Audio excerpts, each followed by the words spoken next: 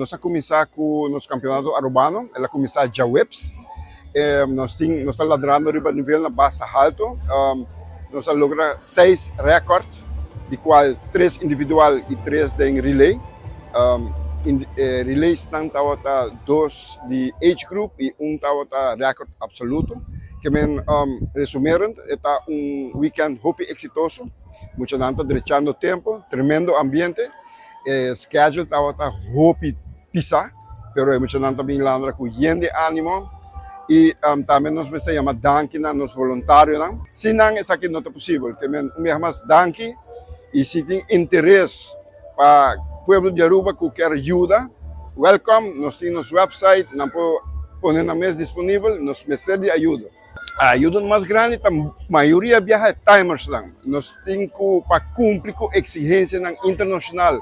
Nós mestre de timers, nós temos sistema de touchpad, isso é promete, nós temos backup, mas nós mestre de timers para cumprir e chega no nível para cumprir que requisito internacional.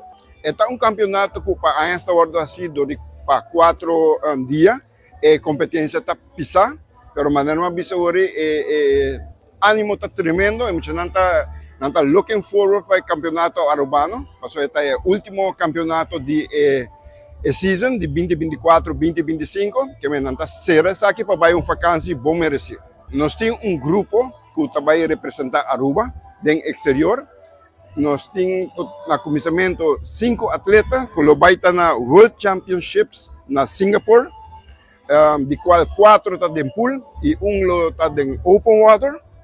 O seguinte, vai estar uma competência de Junior Pan American Games, vai estar na Asunción, de qual também nós temos alguns atletas, 4 atletas em total, e Junior World na România, está consiste de 10 atletas que vai estar representando a Aruba. Você está decidindo com o técnico commission, quando estamos dizendo isso aqui? Sim, é eigenlijk uma exigência de nosso estatuto, mas tem technical commission de tour disciplina, outra disciplina na open water artistic swimming está em place e recém, nós estamos de semana aqui, nós vamos instalar technical commission para swimming, de qual está consiste de 6 ex-landradores que têm experiência e nós esperamos de portar depender e quitar peso grande de nós para assim organizar o seguinte ano competitivo. Isso aqui é necessário para o bico dele?